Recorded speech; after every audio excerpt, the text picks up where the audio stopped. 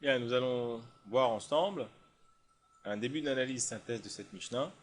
Et nous allons commencer par exprimer le sens simple de ce qui est dit dans cette Mishnah, le propos, et de voir comment l'auteur de la Mishnah, le Tana, a structuré son propos. Allons-y, donc, dans cette Mishnah, on va d'abord l'encadrer pour bien préciser, voilà, d'où à où elle nous intéresse, voilà. Nous allons ensuite matérialiser, donc ici c'est le premier mot, matnitin, le Talmud annonce qu'il va étudier une Mishnah. Voilà, maintenant que nous avons bien encadré notre Mishnah, donc nous allons matérialiser en fait des mots clés importants. Matnitin, c'est un mot qui va nous indiquer en fait que le Talmud annonce qu'il va débuter une nouvelle étude d'une Mishnah en fait. Alors, comment se structure donc le propos principal de cette Mishnah, c'est les modes d'acquisition et de libération d'un serviteur, qu'il soit un homme ou une femme, et selon deux statuts pour l'homme, la première fois qu'il est employé et le prolongement de son emploi en tant que serviteur. Ça nous donne donc trois parties en fait. Deux parties pour l'homme et une partie pour la femme, où la Mishnah va expliquer les différentes façons de se laisser acquérir par le maître ou au contraire de se libérer de l'emploi de serviteur. Matérialisons le début de ces parties. Evet Ivri, donc c'est en fait les premiers mots de la première partie. Yetera, ça va être en fait concernant la deuxième partie, concernant la femme. Yetera Alav, Amaivriya.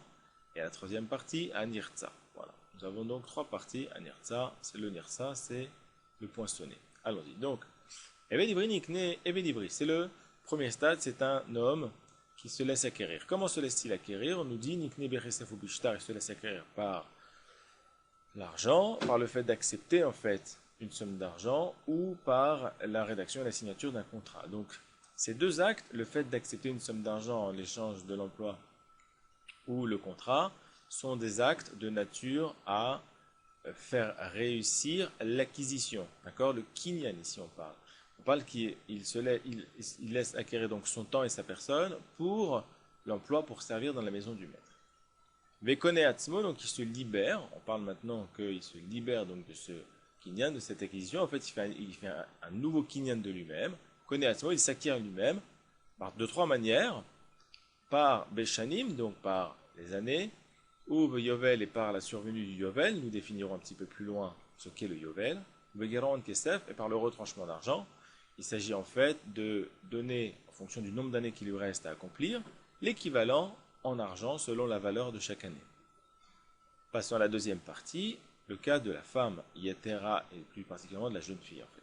Yetera Alav, elle a en plus pour elle, apparemment donc la jeune fille qui se laisse acquérir pour devenir servante a quelque chose en plus Alav par rapport au serviteur juif. Qu'est-ce que c'est? Donc Amaïvoya c'est la servante juive, elle a en plus pour elle par rapport à lui Shekona et Tatsma, un mode de libération, qu'elle se libère Bessimanine par ce qu'on appelle les symptômes pubertaires, donc deux poils qui définissent qu'elle est maintenant féconde et qu'elle peut, donc elle est féconde, qu'elle peut avoir des enfants, et donc automatiquement ça ne lui permet plus d'être employée en tant que servante juive.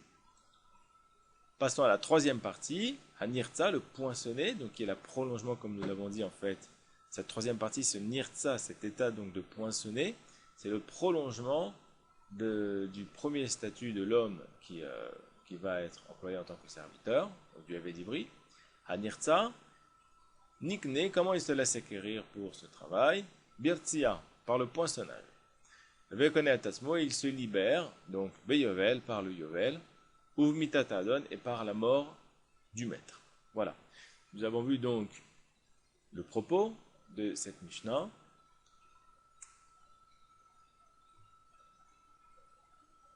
Nous allons conclure.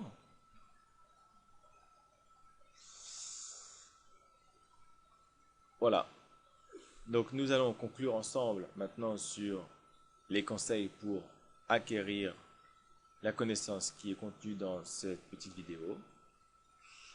Nous vous conseillons donc de reprendre la définition précise du propos de la Mishnah. Nous l'avons vu, nous l'avons cité plusieurs fois ensemble.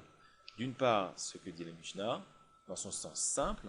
D'autre part, la façon dont elle va le structurer, ce qui va définir les différents cas qu'elle définit selon la situation halachique dont elle parle.